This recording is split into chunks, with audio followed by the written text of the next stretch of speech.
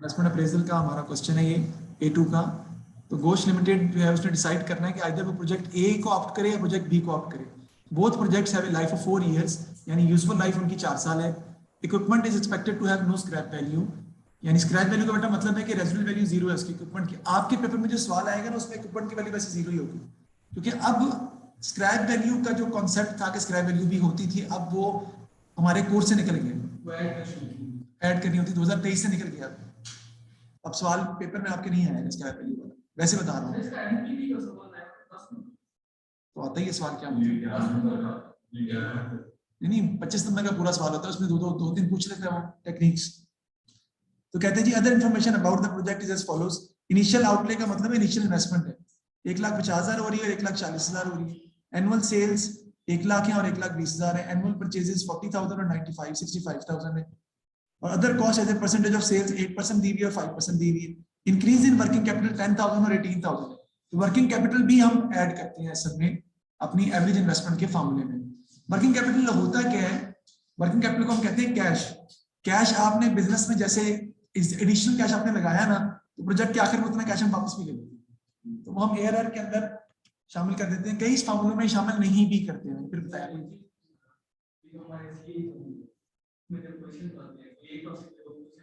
नहीं आ सकते, P3 की बात कर रहे हैं, P2 में आ सकते, P3 में नहीं आ सकते। उसमें भी क्या होता है, उसमें एब्जॉर्प्शन और मार्जिन का सवाल कमाई में तो आ जाता है, ऐसा हो जाता है। फिर वो डेप्रिसिएशन के साथ कंट्रोल अकाउंट रिकंसिलिएशन एडजस्ट करके दे देता है, दे सकता है। कंपनी के साथ कोई रेशियो के पार्ट दे सकता है। पूरे सवाल एक ही चीज में देता है दो, मैं दिए तो हैं उसने पिछली दफा, लेकिन अब नहीं आएगा वैसे, वो तो उसने पता नहीं तो कंपनी पे उसने दे दी उठा के। यार समझ से बाहर है मेरी, इसने फिर क्या बनाया। खैर पिछली दफा जो है ना उसने जी भी काम किया, दुश्मनी थी। अच्छा, गॉश इश्यूज है। कॉस्ट ऑफ कैपिटल कितनी है? 10%। Discount factor of 10% are as follows 0.909। अच्छा ये जरा देखना कि डिस्काउंट फैक्टर कैसे बना है ताकि आपको ये पता चले। 10% है ना, 10% का मतलब पता क्या होता है? 1/0.1। करें जरा इसको सॉल्व, 0.909 ही बनेगा आपका, करके देखें। 1/0.1 की पावर 0.1 की पावर 2 अगर आप करें 1/1.1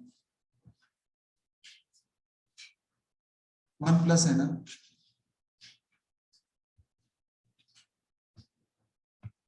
इसका सवाल से कोई ताल्लुक नहीं है, लेकिन मैं समझाने के लिए बता रहा हूं कि 1/1.1 करेंगे तो आपका वही आ जाएगा।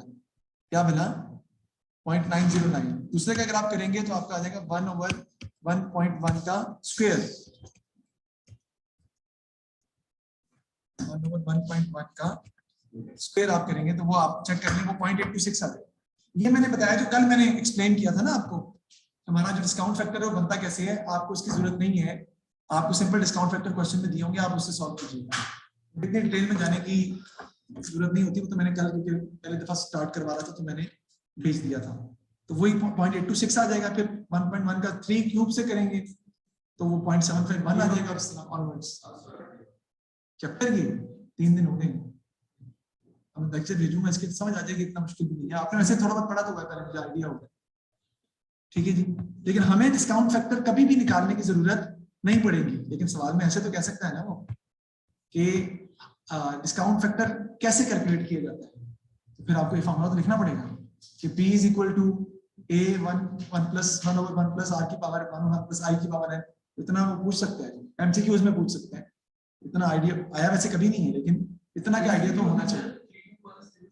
हाँ P3 में तो आना नहीं है, वैसे पहले आता था। अच्छा आगे देखते हैं हम। For each of the 2 projects calculate the annual net cash flow. दोनों प्रोजेक्ट्स के लिए कहता है कि आपने annual net cash flow find करनी है। तो हम निकाल लेते हैं जी। सबसे पहले हमने क्या फाइंड करना है जी? Annual net cash flow. पहले हम कर लेते हैं किसका? प्रोजेक्ट ए का।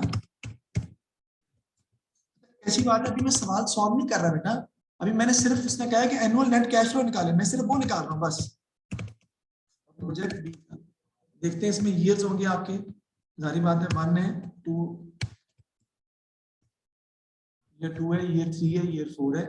देखते हैं हम।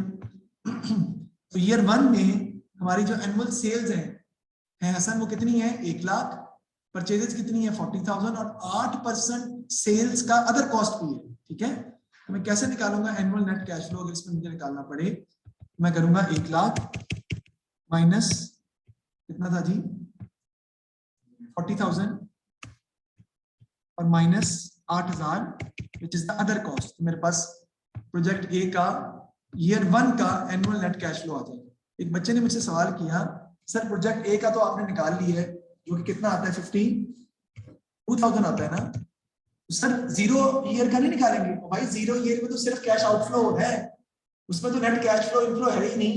वो जितनी इनिशियल इन्वेस्टमेंट आपने की है वो जा रहा है आपके हाथ से बस। एनुअल नेट कैश फ्लो तो आपने इस प्रोजेक्ट का निकालना है, 1 साल का निकला है, सेकंड ईयर का निकालते हैं, सेकंड ईयर में भी कैश फ्लो तो यही रहना है, उसमें तो कोई चेंज नहीं आ रहा। ठीक है जी, तो वो आपका आ जाएगा दोबारा वही 1 लाख, ज्यादा जीरो डालें, सही डालें, सही डालें, माइनस 40,000 और माइनस 8,000, ये भी कितना आ जाएगा आपके पास 52,000। इसको हम कहते हैं even cash flows. Even cash flows का मतलब होता है एक जैसे नहीं, ऑड कैश फ्लोस का मतलब होता है जैसे नहीं। इवन ऑड उससे तो हमें फर्क नहीं पड़ता, हमें उसको कंसीडर करने की जरूरत नहीं है सच, लेकिन हाँ एमपी में मदद करता है, लेकिन बेहतर ये कि आप उसको इतना कंसीडर ना करें फिलहाल। 52,000। अब प्रोजेक्ट बी की बात कर लेते हैं। प्रोजेक्ट बी में अगर आप देखें तो 1,40,000 और सेल्स 1,20,000 की है, 65,000 और 5% जो है वो आपका एक्सपेंसेस है। ईयर 1 में आपका आ जाएगा 1,20,000 माइनस 65,000 और माइनस 5% ऑफ 1,20,000 कितना आता है बेटा 6,000। कितना आ जाएगा आपके पास annual net cash flow project B का, जी बताइए।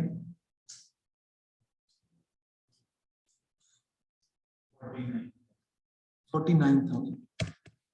अभी पहले साल भी 49,000 है, अगले साल भी 49,000 है, उससे अगले साल भी 49,000 है, उससे अगले साल भी 49,000 ही रहेगा। तो उसने ये हमें एक्सप्लेन करके बताया है कि 49,000 जो है वो हमारा एनुअल नेट कैश फ्लो जो है वो बनता है।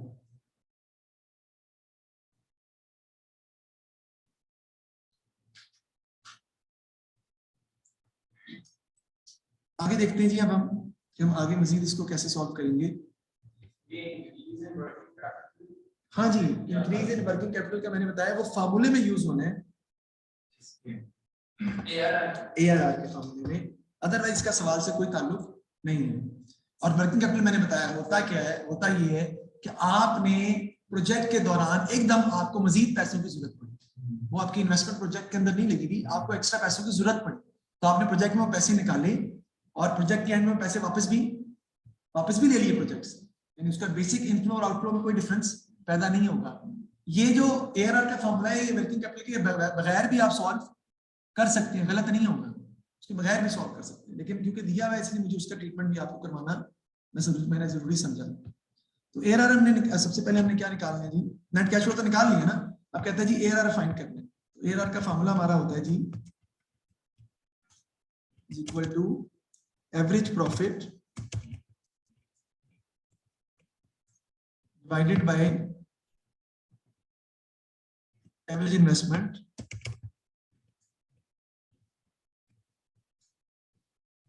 इसमें प्लस कर देंगे वर्किंग कैपिटल, राइट, प्लस कर देंगे इसमें नहीं टोटल में, हाँ मतलब मैं अभी सॉल्व भी करके दिखा देता हूँ आपको,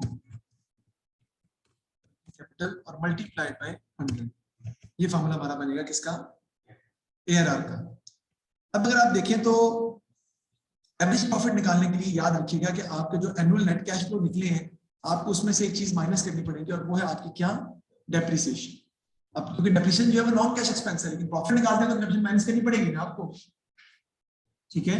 तो डेप्रिसिएशन हम कैसे निकालेंगे, हमारी लाइफ 4 साल है, तो 1,50,000 को आप डिवाइड कर देंगे किससे 4 से, तो आपके पास डेप्रिसिएशन आ जाएगी, और 1,40,000 को भी आप डिवाइड कर देंगे, तो मैं सिंपल कैसे करूंगा टोटल इसको लिख लेता हूं यहाँ पे प्रॉफिट इतना आपका आ जाएगा जी total cash flows minus total depreciation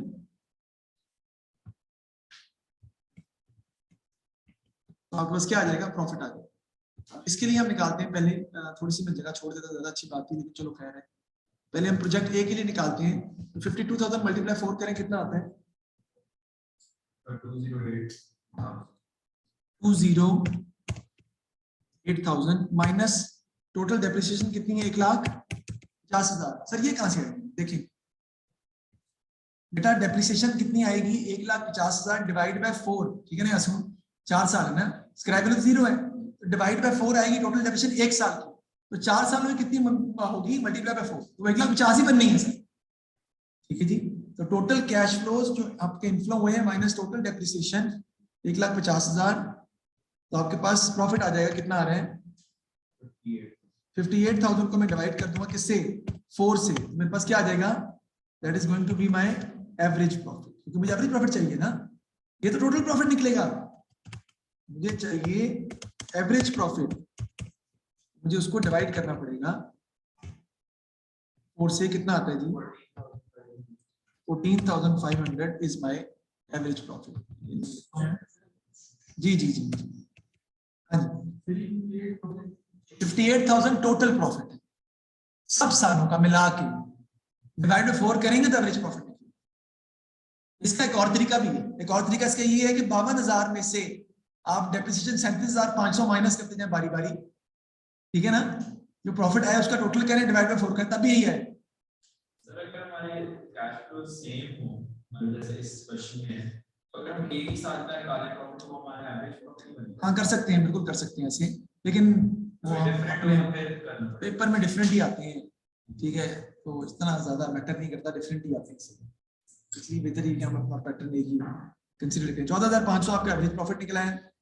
अब इसके लिए एवरेज इन्वेस्टमेंट हमारी कितनी है जी, original investment plus disposal value divide by 2, तो ओरिजिनल इन्वेस्टमेंट तो हमें पता है, डिस्पोजल वैल्यू 0 है, तो हमारा कितना आ जाएगा जी 14,500 डिवाइडेड बाय ओरिजिनल इन्वेस्टमेंट कितनी, 1,50,000, उसका आधा कितना बनेगा 75,000, और प्लस कर देंगे इसमें वर्किंग कैपिटल जो आपका हो रहा है वो कितने हैं 10,000, और मल्टीप्लाइड बाय 100, देखिए क्या आंसर आता है।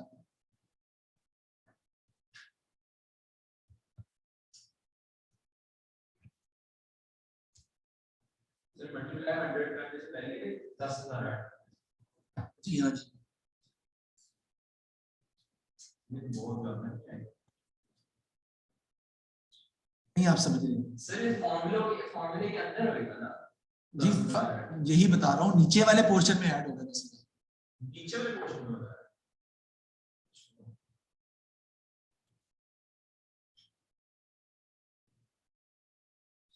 मतलब 85,000 से डिवाइड, जी 17.06, हाँ जी 17.06% आपका आ गया ARR, यानी आप $1 इन्वेस्ट करते हैं तो आपको 17.06% 0.17 रुपये जो है वापस रिटर्न देगा आपका इसी प्रोजेक्ट बेसिकली। अब दूसरे का निकाल लेते हैं ARR, उसका टोटल प्रॉफिट 49,000 इंटू 4 कितना आता है जी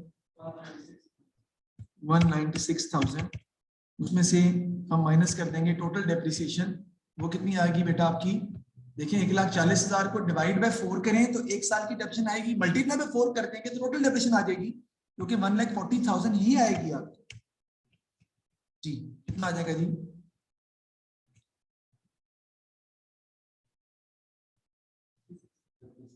56,000, इसको 56,000 को डिवाइड कर देंगे हम 4 से, तो आपका आ जाएगा जी एवरेज प्रॉफिट 56,000 डिवाइडेड बाय 4, तो आपका एवरेज प्रॉफिट निकल आएगा, कितना आ जाएगा 14,000 जी। अब इसको हम सॉल्व कर लेंगे, 14,000 एवरेज प्रॉफिट है, डिवाइडेड बाय आपका आ जाएगा एवरेज इन्वेस्टमेंट, वो आएगी 1,40,000 divide by 2, 70,000 plus additional working capital, वो कितना है जी आपका, वो है जी आपका 18,000, और मल्टीप्लाइड में कर देंगे हम किससे 100 से, जी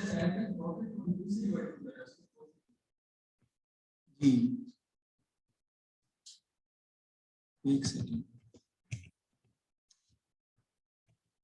ये जो मैंने फार्मूला ये जो लिखा है ना मैंने ARR के जो मैं कर रहा हूँ, ये तो फार्मूला है हमारा। असल में मैंने ये फार्मूला ऊपर लिखा है, मैंने ऊपर लिखा है average profit divide by average investment plus additional working capital into 100। इसमें एवरेज इन्वेस्टमेंट हम कैसे निकालते हैं उसका फार्मूला जरा देखिएगा, इक्वल टू ओरिजिनल इन्वेस्टमेंट या इनिशियल इन्वेस्टमेंट एक ही बात है, प्लस डिस्पोजल वैल्यू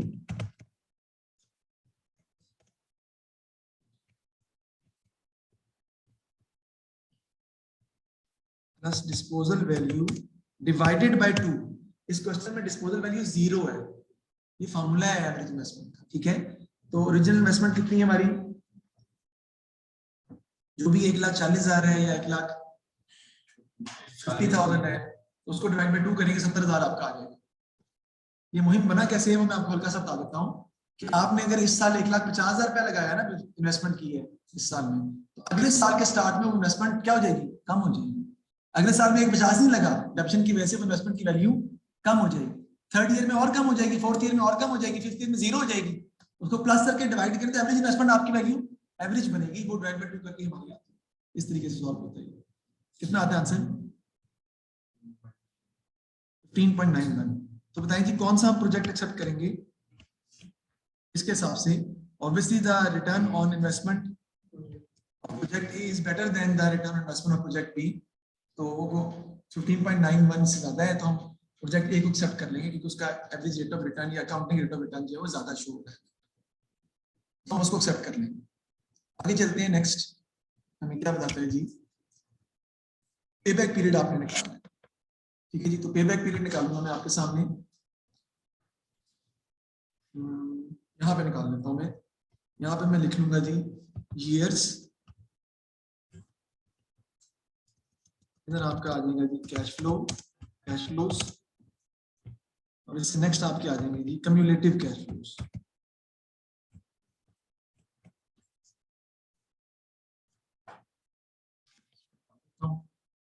ताकि मैं इसको पूरा लिख सकूं, वैसे भी इसकी अब जरूरत नहीं है।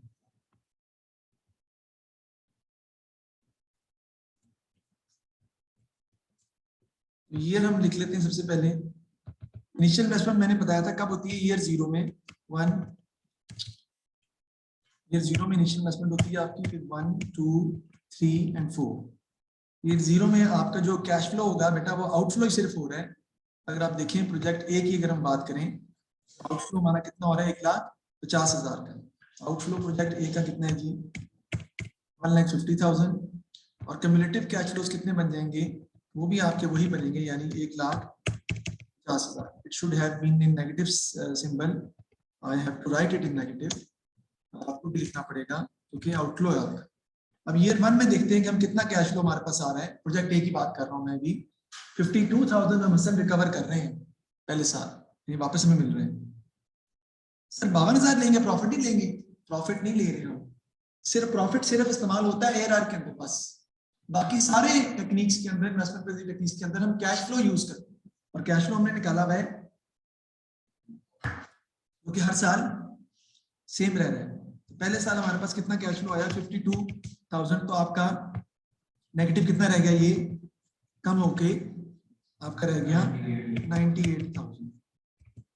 फिर मजीद 52,000 आपने रिकवर किया सेकेंड ईयर के अंदर,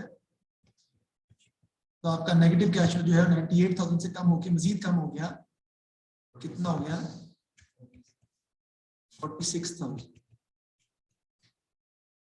फिर ईयर 3 में दोबारा 52,000 आपका हुआ और फिर आपका ये खत्म हो गया। अब आगे सॉल्व हम नहीं करेंगे क्योंकि जब आपका कैश इनफ्लो आपके रिकवरेबल अमाउंट से ज्यादा हो जाए तो फिर हम वहां पे अपने क्या कर देते हैं, स्टॉप कर देते हैं, क्योंकि उस साल के दौरान इसका मतलब पैसे में पूरे रिसीव हो गए थे। तो कितने साल पूरे लग चुके हैं, 2 इयर्स तो लग चुके हैं पूरे, प्लस 3 इयर्स के अंदर कितना आएगा, 46,000 रिकवर हो रहा है आउट ऑफ 52,000 मल्टीप्लाइड बाय 12 आप कर देंगे तो आपका मंथ्स में आंसर आ जाएगा। अगर 365 से मल्टीप्लाई करेंगे बेटा तो आपका आंसर डेज में आ जाएगा। तो बताइए क्या निकलते हैं, 2 years एंड कितने मंथ्स आते हैं जी, 11 मंथ्स में खाना आएंगे।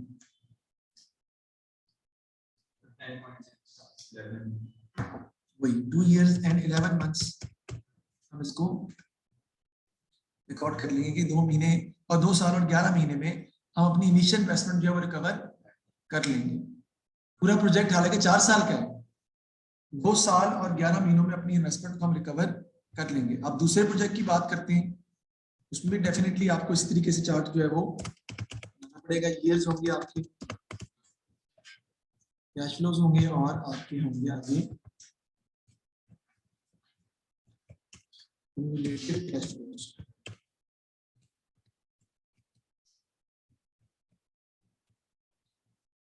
ये आपके आ जाएंगे जी 0 1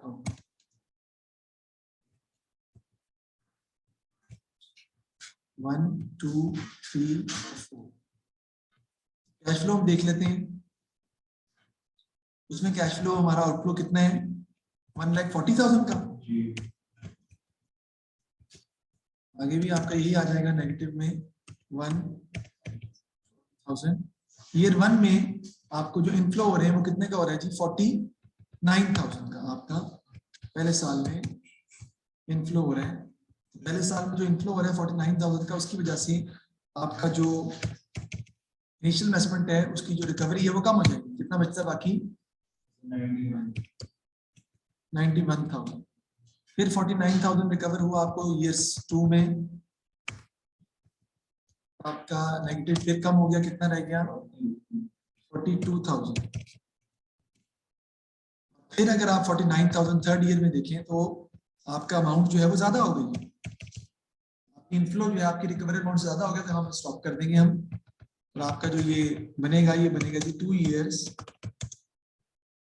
plus 42,000 divided by 49,000 multiply by 12 से मल्टीप्लाई करेंगे तो मंथ्स में आंसर आएगा, क्योंकि नॉर्मली क्वेश्चन में मंथ्स में दिया होता है इसलिए मैं ये कर रहा हूँ। आप इसको डेज में भी आंसर दे सकते हैं, कोई इसमें बुराई नहीं है। 2 years एंड कितने महीने आ रहे हैं, 11 months। 10 point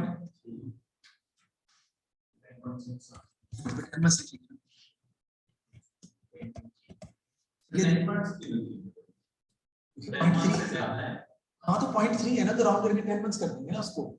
इस मतलब पेबैक पीरियड के अंदर हम देखें तो तकरीबन बराबर ही है दोनों। ये आप ये समझ लें कि हमारा पेबैक पीरियड थोड़ा सा बेहतर है प्रोजेक्ट बी का।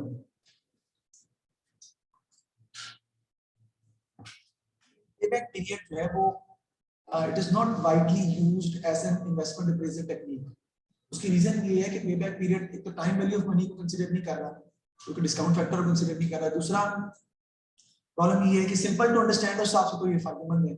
दूसरा ये, अगर if the business is facing liquidity issues, if the business is facing cash problems, then payback period is a very good technique to be used, okay, because it tells that how quickly you are able to recover your initial investment। तो सूरत में अच्छी है। अगर business की liquidity position अच्छी नहीं है तो फिर पेबैक पीरियड अच्छी टेक्निक साबित हो सकती है। फिर ये बात करता है कि ये जो है वो पेबैक पीरियड के बाद वाले जो कैश फ्लोज हैं उनके बारे में बात करते हैं। हो सकता है कि फ्यूचर जो पेबैक पीरियड के बाद कैश फ्लोज हैं बड़े हैवी कैश फ्लोज में आ रहे हो, ज्यादा रिटर्न आ रहा हो। हम हो सकता है उसका जो पेबैक पीरियड से पहले यानी कि ब्रेक इवन टाइम नहीं है ना, इन टर्म्स ऑफ टाइम है ना ब्रेक इवन, वो थोड़ा लेट आ रहा हो, लेकिन ब्रेक इवन के बाद बहुत सारे पैसे हमें जनरेट हो रहे हो किससे, प्रोजेक्ट से। तो वो it does not take into account cash flows which appears after payback period. ठीक होगी जी बात। तो ये हमने बात यहाँ पे सॉल्व कर ली। अब चलते हैं हम आगे। नेक्स्ट वो कहता है जी कि आपने क्या करना है, नेट प्रेजेंट वैल्यू फाइंड करना है। इससे पहले कि मैं नेट प्रेजेंट वैल्यू के बारे में बताऊं, आपको सबसे पहले जो ये कैश फ्लोज निकले हुए हैं इनको आपको डिस्काउंट करना पड़ेगा, प्रोजेक्ट ए की भी और प्रोजेक्ट बी के भी। तो डिस्काउंट फैक्टर उसने हमें क्वेश्चन में दिया है, डिस्काउंट फैक्टर 10% है। तो ए और बी तो हम, एक होता है जिससे मैंने सवाल करवाया था, वो होता है जी आपका जी वो होता है आपका डिस्काउंटेड पे बैक पीरियड। कल मैंने करवाया था, डिस्काउंटेड पे बैक पीरियड भी ऐसे ही निकालते हैं, लेकिन उसमें जो कैश फ्लोज है वो हम ये वाले नहीं लेते, वो डिस्काउंट फैक्टर से मल्टीप्लाई करने के बाद वाले। Discounted pay back period is still a part of course of your course, और 23 में फिर वो भी निकल उन part of course of NPV दोनों प्रोजेक्ट का निकालने को उसने कहा है, ताकि हम दोनों प्रोजेक्ट्स को, चलो हम दोनों को निकाल लेते हैं ना, ताकि हम कंपैरिजंस भी कर सकें कि हमें कौन सा प्रोजेक्ट जो है वो सब करना चाहिए। तो एनपीवी सबसे बेहतर, हाँ जी ये भी कर सकते हैं, ये भी कर सकते हैं, सही कहा उसने। वो कह रहे थी तमाम कैश फ्लोज को ऐड करके ना, कैश फ्लोज को ऐड करके जो आपके ये चारों निकले हुए डिस्काउंट फैक्टर, इन सबको भी ऐड कर लें और इसे डायरेक्ट मल्टीप्लाई कर दें तो आपका डायरेक्ट आंसर आ जाएगा। बात उसने सही की है, लेकिन हम इसको स्टेप बाय स्टेप ही करेंगे, ठीक है, लेकिन बात आपकी बिल्कुल ठीक है ये कि हम कंबाइन करके भी कर सकते हैं। मेरा ख्याल है हार्डली एक सवाल होगा शायद पेपर के अंदर, पास पेपर के अंदर, जिसमें कंबाइन हो रहे होंगे, अदरवाइज तो कंबाइन, हाँ वही सही कह रहे हैं, इसीलिए कैश फ्लोज की वैल्यू सेम हम कर सकते हैं ऐसा। वही मैं बता रहा हूँ कि कोई एक सवाल ऐसा है पेपर में, पास पेपर में, जो कि इसमें सेम आ रही है, जैसे कि ये है, इस जैसा एक आधा होगा और बस, बाकी नहीं है, बाकी सब में कैश फ्लोज की वैल्यू डिफरेंट ही होती है। तो हम इसको बेहतर है कि उसी तरीके से करें जिस तरीके से हम नॉर्मली जो है वो सॉल्व करते हैं। ये 0 है, इस पर 1 है, 2 है, 3 है, 4 है, इधर आपके आ जाएंगे जी कैश फ्लोज, और इधर आपका आ जाएगा जी डिस्काउंट फैक्टर। याद रखिएगा ये डिस्काउंट फैक्टर को ना हम ये भी कहते हैं present value of $1, present value of $1 at the rate of 10%, ये भी कहते हैं, क्योंकि प्रेजेंट वैल्यू बताता है $1 की 10% के हिसाब से, ये भी हम बोलते हैं डिस्काउंट फैक्टर की जगह आप ये भी वर्ड यूज कर सकते हैं, present value of $1 at the rate of 10%, हम ये भी यूज कर सकते हैं। और यहाँ पे आपकी आ जाएंगी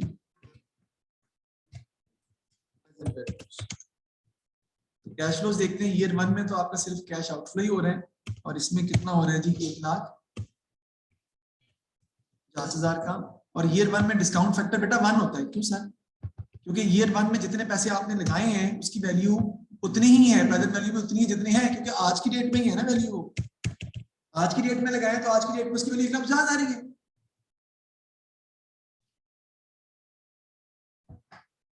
लेकिन जो फ्यूचर में मिलेंगे आप, उनकी आज की डेट में वैल्यू सेम नहीं है, वो कम हो जाएगी। ईयर 1 में हमें कितनी मिल रही है? 52,000 मिल रहा है। पहले मैं लिख लेता हूं, और फिर दोबारा 52,000 है, दोबारा 52,000 है, दोबारा 52,000। डिस्काउंट फैक्टर हम देख लेते हैं, वो कितना है? 0.909, 0.826, 0.751 और 0.683। वो मैं लिख लेता हूँ, 0.909, 0.857, 0.753, 0.651। ख्याल है कि मैंने सही लिखा है, 826 है, 751 और 683 सारे गलती में। ये 1 है और ये था 863, 826 सॉरी, 0.826, 0.751,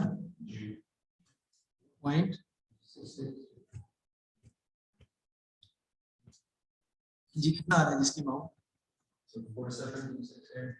47268 जी, 42952, 42952, 39052,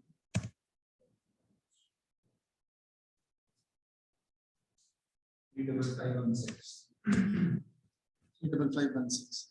इसका हम टोटल कर लेंगे, और जो नेगेटिव फिगर है वो मैंने नेगेटिव लिखी नहीं, इसको नेगेटिव में लिखना है आपने, क्योंकि वो आपकी आउटफ्लो शो कर रहा है आपको यहाँ पे, तो वो आपकी बेसिकली नेगेटिव फिगर है। टोटल करके हम वो 1,50,000 माइनस कर देंगे तो आपकी नेट प्रेजेंट वैल्यू आ जाएगी, जो कि बेटा पॉजिटिव भी आ सकती है, नेगेटिव भी आ सकती है जी, 14788। ठीक है जी, इसी तरह दूसरे का भी आप निकाल लेंगे।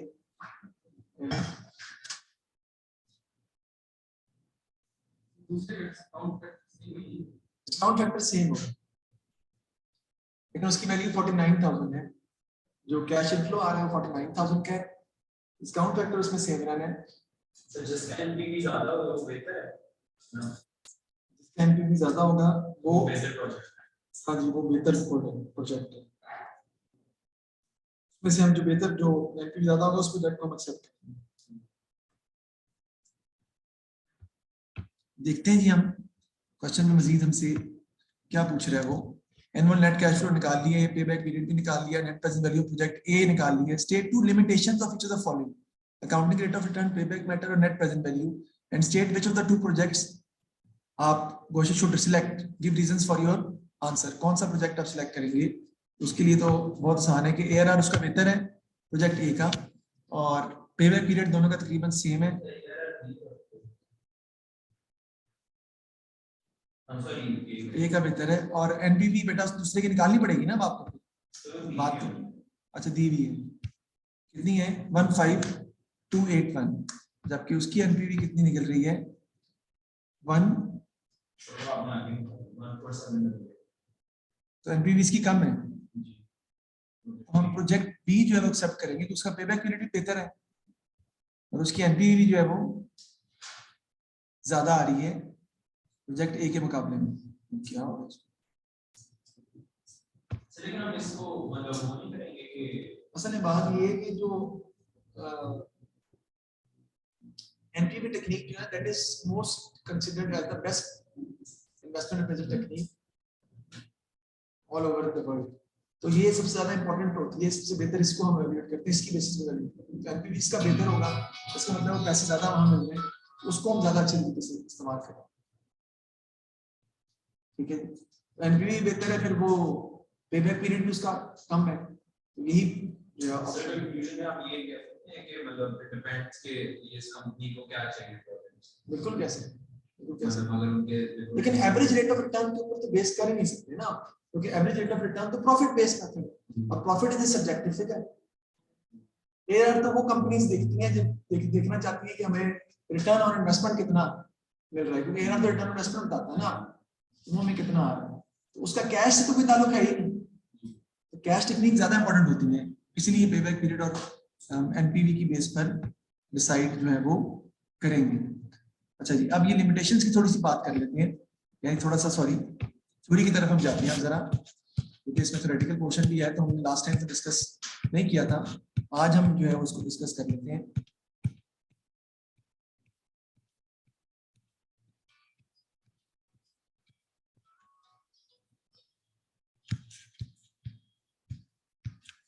जी लेकिन सबसे पहले बात हम करते हैं कि एडवांटेज डिसएडवांटेज एआरआर के जो है वो क्या है। ठीक है जी, तो एआरआर क्या है? Like pay back period, this method of investment is easy to calculate, easy to understand, easy to calculate है। It recognizes the profitability factor of investment, profitability को अकाउंट फॉर करता है बेसिकली, ये उसने एडवांटेज में लिखा है बेसिकली। वैसे है easy to understand, easy to calculate ही हम इसको कंसीडर करेंगे, और प्रॉफिट बेस्ड मेथड है। डिसएडवांटेज में क्या है? It ignores the time value of money, क्योंकि हम इसको डिस्काउंट नहीं करते ना, हम वही प्रॉफिट यूज करते हैं जो कि हमें शो हो रहा होता है, तो no time value of money है। And if we use ARR to compare two projects having equal initial investment, the project which has higher annual income in the later years of its useful life may rank higher than one having higher annual income in the beginning years, even if the present value of the income generated by the later project is higher. तो इसमें आपको ज्यादा लिखने की जरूरत नहीं है, जो ये लिखा हुआ है आपने इसके अंदर सिंपल ये लिखना है कि नहीं ignore time value of money तो हमने लिख दिया ना। जब हम कंपेयर करते हैं टू प्रोजेक्ट्स तो एआरआर का कोई कट ऑफ रेट नहीं है, there is no criteria which has been set to decide that which ARR is the best. दो प्रोजेक्ट के दरमियान कंपेयर तो हम कर सकते हैं, लेकिन सिर्फ एआरआर को खाली देके तो नहीं जा सकते ना कि आपके कितना रिटर्न सही है या नहीं, अनलेस कि हम कोई कट ऑफ रेट ना रखें, अनलेस कि हम कोई बेंचमार्क ना रखें, अनलेस कि हम कोई यार्डस्टिक ना रखें, कोई हमें इतने परसेंट चाहिए फिर हो सकता है। तो ये एक प्रॉब्लम है इसकी, ये लिखना है आपने। It can be calculated in different ways. Thus, there is a problem of consistency. वो हम पहले डिस्कस कर चुके हैं मोहित साहब कि एआरआर के फार्मूला लोग डिफरेंट फार्मूलाज यूज करते हैं, एवरेज इन्वेस्टमेंट का डिफरेंट फार्मूला यूज करते हैं, तो एआरआर का डिफरेंट फार्मूला यूज करते हैं, तो वो भी हमारे लिए मुमकिन नहीं होगा, हम उसको भी इस तरीके से डील नहीं कर सकते।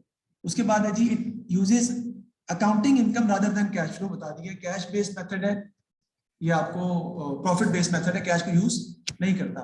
अब पे बैक पीरियड की बात करते हैं, provide an indication of A product risk and liquidity, सारी बात है भाई। सबसे पहले हसन साहब आप कोई प्रोजेक्ट में पैसे लगाएंगे तो क्या कहेंगे आप, मेरा पैसा कहीं जाया ना हो जाए, मेरी इनिशियल इन्वेस्टमेंट तो कम से कम रिकवर हो जाए। वो आपके रिस्क फैक्टर को डिक्रीज करता है पे back period. The quickly you are able to recover your initial investment, the more secure you feel regarding the project, even if you are not getting a very high income in the future years. आपको project acceptable तो फौरी तौर पर हो जाता है ना वो, भाई ठीक है हमारे पैसे तो रिकवर हो रहे हैं। तो लिक्विडिटी पोजीशन अगर इजी टू कैलकुलेट अंडरस्टैंड है। Ignore time value of money, ignore cash flows occurring after पे बैक पीरियड। पे बैक पीरियड के बाद अगर हैवी कैश फ्लोज आपको आ रहे हो उसको इग्नोर कर देते हैं। हो सकता है किसी प्रोजेक्ट का पे बैक पीरियड लेट हो, लेकिन पे बैक पीरियड के बाद कैश फ्लो बहुत हैवी जनरेट हो रहे हो, वो तो प्रोजेक्ट ज्यादा वायबल हो गया, क्योंकि ओवरऑल बेनिफिट ज्यादा है उसका, चाहे पे बैक पीरियड लेट है उसका। ठीक है जी। तो नो स्पेसिफिकेशन ऑफ एक्सेप्टेबल पे बैक, मैंने बता दिया आपको कि कोई क्राइटेरिया नहीं है पे बैक का, कब कितने देर में हम इनिशियल इन्वेस्टमेंट रिकवर कर लेंगे तो बहुत अच्छा है, कोई क्राइटेरिया नहीं है, 2 साल 3 साल 4 साल कितने साल, ठीक है ना, तो वो भी क्राइटेरिया हमारे पास मौजूद नहीं है। और कैश फ्लोज यूनिफॉर्म अगर आपके जो है वो क्या कहते हैं नहीं होते तो पे बैक पीरियड निकालना मुश्किल हो जाता है, जैसे कि बताया आपको।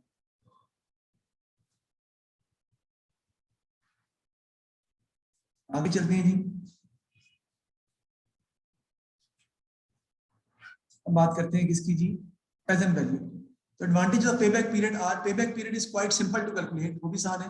It can be measure of risk inherent in a project. ये क्या बताता है आपको, रिस्क इनहेरेंट का मतलब है ना कि बताता है कि आपके प्रोजेक्ट में कितना रिस्क अंदर उसके मौजूद है आपके लिए, क्योंकि आपको उसकी क्या कहते हैं प्रेजेंट वैल्यू पता चल जाती है कि आपको फ्यूचर में लॉस होगा इस पे या आप बेनिफिट गेन में जाएंगे। फिर क्या है जी कि since cash flows that occur later in a project's life are considered more uncertain, payback period provides an indication of the how certain the project cash inflows are. वो कंपेयर कर रहा है उसके साथ, आप इसमें लिखेंगे टाइम वैल्यू ऑफ मनी को एक्सेप्ट करता है basically, and time value of money को काउंट फॉर करता है, which is a very good thing. और for comparison facing liquidity problems it provides a good ranking of projects that put return money early. सारी बात है, payback period फायदा पहुंचाएगा हमें अगर हमने दोनों प्रोजेक्ट किसी कंपेयर करना हो दो प्रोजेक्ट्स को, तो जो ज्यादा पैसा देगा वो हमारे लिए एक्सेप्टेबल होगा। ड्रॉबैक्स में क्या है, payback period does not take into account the, ये तो पेबैक की बता रहा दोबारा नहीं, पीछे पेबैक की थे पहले, वही मैं देख रहा था ये क्या ये था ना एनपीवी जी। Take into account time value of money, easy to understand, give results in absolute terms. ये एब्सोल्यूट टर्म्स का मतलब क्या है, एग्जैक्ट जितने कैश है, जितना कैश है उतना ही बताएगा। एआरआर तो बताएगा उतना प्रॉफिट बताएगा, उतना कैश नहीं होगा, उतना रिटर्न कैश में नहीं होगा, ये एब्सोल्यूट टर्म होता है। डिसएडवांटेज है difficult to predict cash flows, हम नहीं बता सकते कैश फ्लो फ्यूचर में कैसे होने वाले हैं। Length of project difficult to predict, कितना टाइम का प्रोजेक्ट है वो हमें हमारे लिए मुश्किल है बताना, प्रोजेक्ट की लेंथ कितनी होती है अंदाजा लगाते हैं ना, 4 साल के लिए 5 साल के लिए उसमें इतना रिटर्न देगा। और कॉस्ट ऑफ कैपिटल में चेंज ड्यूरिंग प्रोजेक्ट, क्योंकि आप बात कर रहे थे कॉस्ट ऑफ कैपिटल चेंज हो सकती है, अपॉर्चुनिटी कॉस्ट, तो फिर तो हमारे लिए पेबैक पीरियड को कैलकुलेट करना मुश्किल हो जाएगा, क्योंकि हम तो सिर्फ 1% को यूज कर रहे हैं डिस्काउंट फैक्टर, या 8% लेंगे 10% लेंगे, वो चेंज हो जाएगा तो हमारे लिए प्रॉब्लम हो जाएगी। उसके बाद आपका आता है इंटरनल रेट ऑफ रिटर्न, इसके बारे में इंशाल्लाह ताला हम कल मजीद डिस्कस करेंगे। आईआरआर तो क्या होता है उसको कैसे कैलकुलेट करते हैं, आज भी क्वेश्चन पढ़ रहे हैं हम।